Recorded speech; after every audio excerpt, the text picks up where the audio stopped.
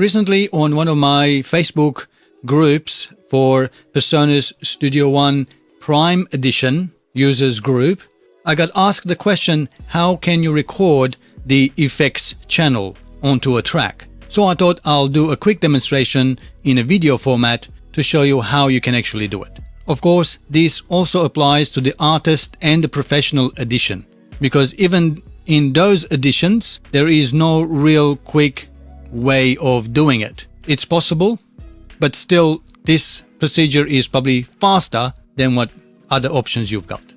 Here I have a multi-track project open in Studio One Prime Edition. Let's open up the mixing console.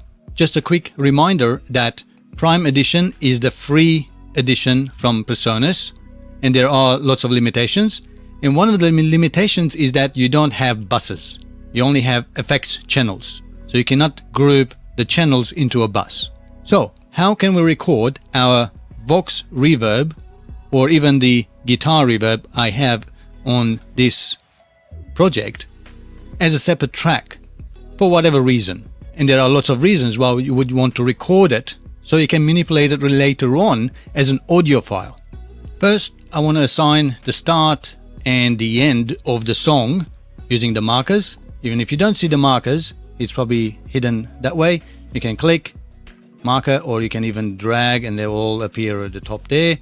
But I like more space here. So you can click on there and then enable the marker and make sure that the end marker is past the point of the last track being recorded, especially whatever you are recording, like the vocals or the guitars. This way, it will make sense in a minute. You want the trail of the reverb or delay, whatever your effects is, to continue on rather than abruptly cut off. So we've got that all sorted. Next, I want to go to Song and export stems. Here we can export the stems of the channels or the tracks. So we need to make sure that we want to select channels. But if you select tracks, you only got the tracks. When you select channels, it's all the channels like in your mixing console. And that's what you want to export. And I don't want to export any of those.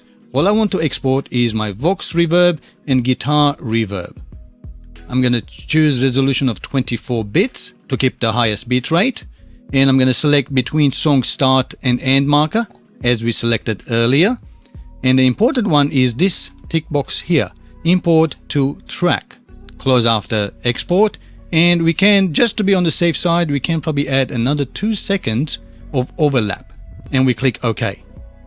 And what this will do is process everything about the Vox reverb and the guitar reverb and export it as a WAV file and import it back into the project. Now, one thing I should mention, let's just exit, is the levels of the reverb. What we want is 0 dB. So you can adjust it later on. Otherwise, because it's processing post fader, you want those levels to be high enough. So let's go back, export stems again, make sure it's all correct. Overlap, 2 seconds or thereabouts, and let's click OK.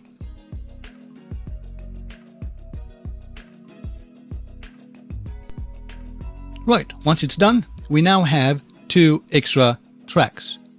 And it's these 2 here that just got created. I'm just going to drag them onto this side. And as we can see, those are 2 audio tracks and called record, whatever, FX channel, Vox reverb and guitar reverb. Let's have a listen to what they are. That's our vocal. Okay, let's have a listen to the guitar one. There's a loud part here.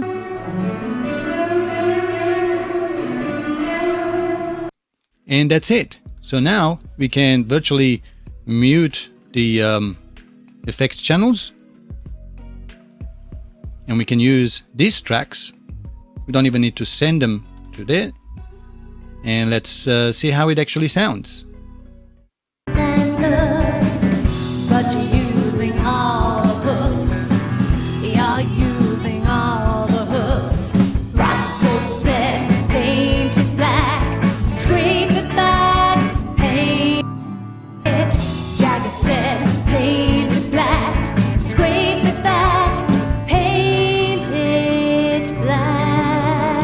And that's how you've got effects recorded into your project. Well, I hope that makes sense. Now you know how to do it. If you have any questions regarding this procedure, feel free to comment below, and I'm more than happy to help out as much as I can.